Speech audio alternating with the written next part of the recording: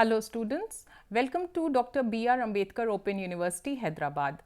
I am Dr. Sonal Mobar Roy from National Institute of Rural Development and Panchayati Raj. Today we are here to look at the course Social Issues, Policies and Development, Block 2 Understanding Social Policy. We will be talking about Unit 6 that deals with national policies for scheduled castes, scheduled tribes, other backward classes and minorities. Herein today we will be focusing on scheduled tribes. This course is part of Sociology second year UG and semester 3. So, in the previous section we talked about the scheduled castes and their rights that are provided and secured through the constitution. In this unit we will be talking about scheduled tribes.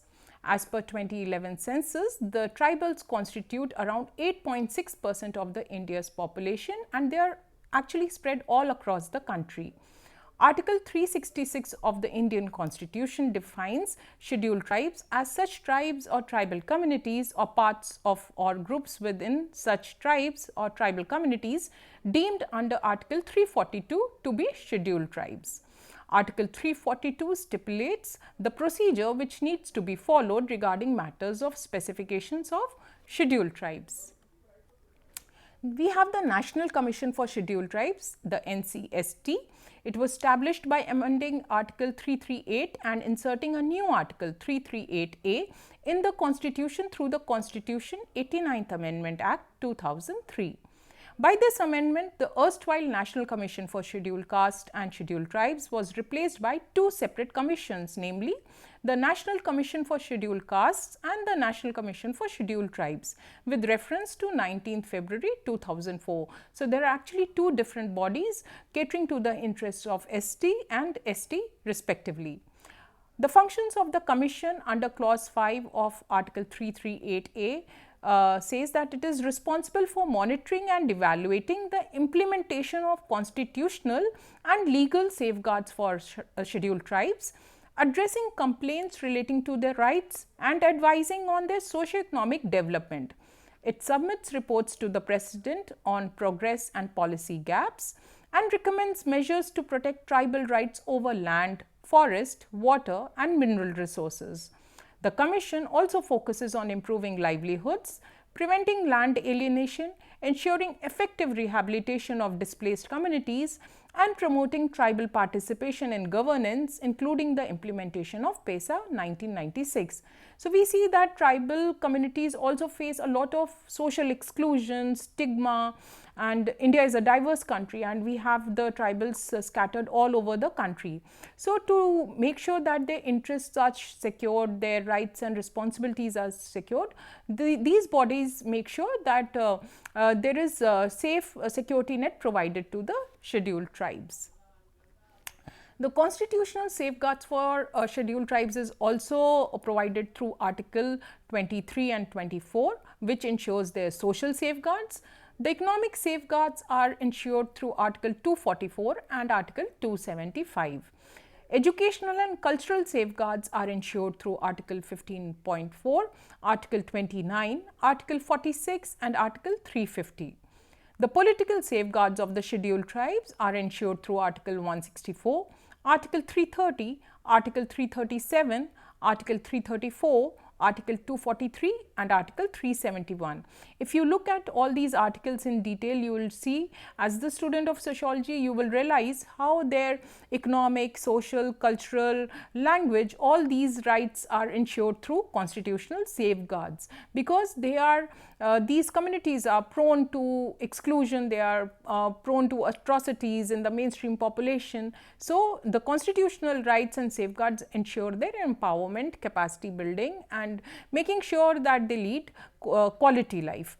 Also, we have the Forest Right Act 2006, the SC/ST Prevention of Atrocities Act 1989, the provision of the Panchayats extension to the Scheduled Areas Act 1996.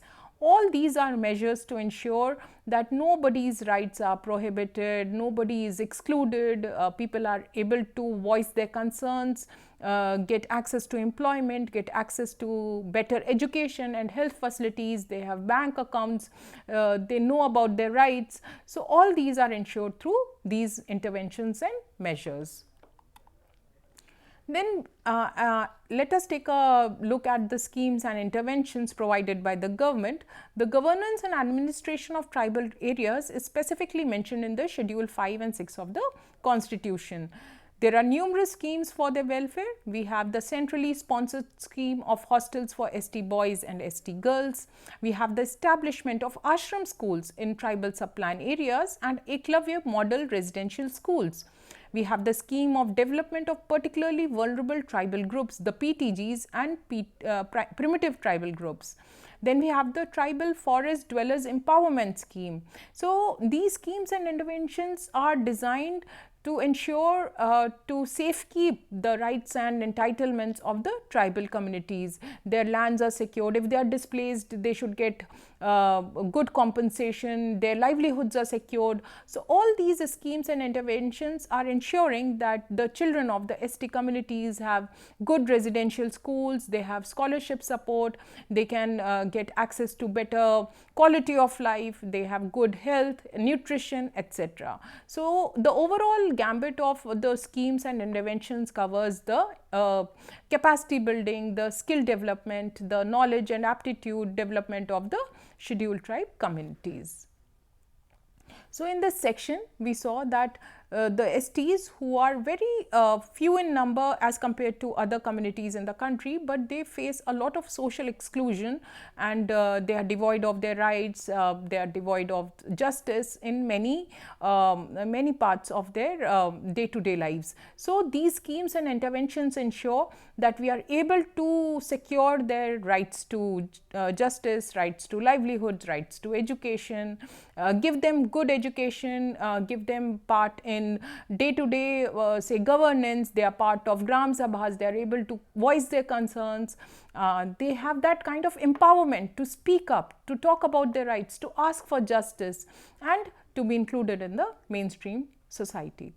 So in this section, we talked about the scheduled tribes. The scheduled tribes face a lot of discrimination when it comes to their land rights, when it comes to voicing their concerns, when it comes to rehabilitation.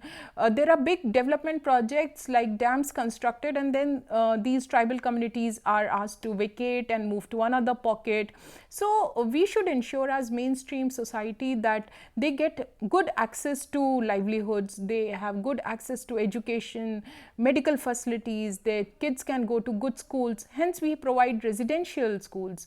There is support of scholarship from the government.